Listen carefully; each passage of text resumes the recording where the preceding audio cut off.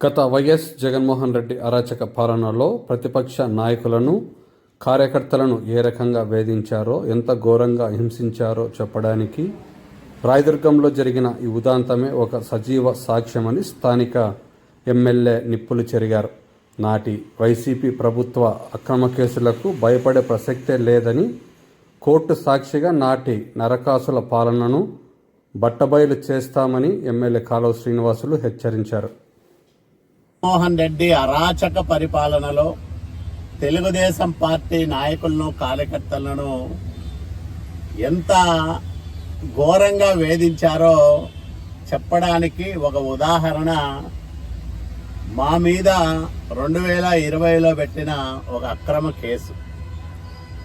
Rayadurgam municipal ఎన్నికల సందర్భంగా అన్యాయంగా మా వాళ్ళవి ఇద్దరివి నామినేషన్లు తిరస్కరిస్తే ఎందుకు తిరస్కరించారు అని అడగడానికి మేము వెళ్ళాము.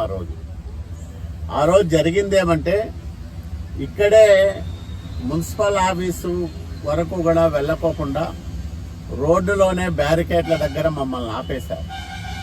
ఈ విషయాన్ని జిల్లా ఎన్నికల పరిశీలకులుగా ఉన్న ఐఏఎస్ ఆఫీసర్ గారికి చెప్తే, ఆయన కమిషనర్ గారికి చెప్తే, వాళ్లకు సహేతుకమైన కారణాలు చెప్పాలి కదా మీరంటే, కమిషనర్ గారే మమ్మల్ని ఇక్కడి నుంచి మున్సిపల్ ఆఫీస్కి తోడ్కొని వెళ్ళారు. మేము 5 మంది మాత్రమే వెళ్ళాం. ఒక 2 అడ్వకేట్లు, 2 క్యాండిడేట్లుగా ఉన్న వ్యక్తులు, నేను 5 మందిమే మున్సిపల్ ఆఫీసులకు వెళ్తే, ఆయన కమిషనర్ గారు ఏం చెప్పారంటే, అప్పట్లో ఆయా వార్డులకు సంబంధించి రిటర్నింగ్ ఆఫీసర్లు వస్తారు, ఆ తిరస్కరణకు గల కారణాలను మీకు వివరిస్తారు, మీరు కూడా ఏదైనా చెప్పుకోవాల్సింది ఉంటే వాళ్ళకి చెప్పుకోండి అని చెప్పి మమ్మల్ని మున్సిపల్ కమిషనర్ గారి ఛాంబర్లో కూర్చోబెట్టి ఆయన బయటికి వెళ్ళిపోయినాడు. తర్వాత రిటర్నింగ్ ఆఫీసర్లు రాలేదు, కమిషనరు మా మొహం చూడలేదు. ఇంతలో అప్పట్లో ఉన్న ధనుంజయ రెడ్డి అనే ఒక వ్యక్తి వచ్చి మా మీద చేరెత్తి పట్టకపోయినాడు. అది వీడియో సాక్ష్యం ఉంది.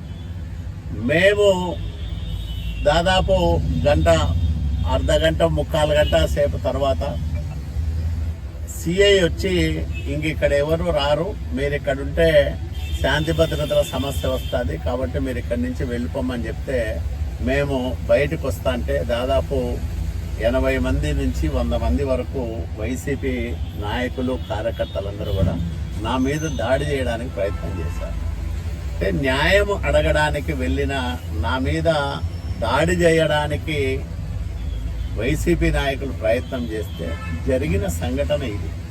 అక్కడ మేము మున్సిపల్ కమిషనర్ గారిని బెదిరించడం కానీ, ఆయన విధులకు ఆటంకం కల్పించే సమస్య ఉత్పన్నం కాలేదు. అదే రోజు రాత్రికి మా మీద ఒక 25 మంది మీద కేసు నమోదు చేశారు. ఆయన చేసిన దాడి దృశ్యాలు కూడా వీడియోల్లో నిక్షిప్తమై ఉన్నాయి.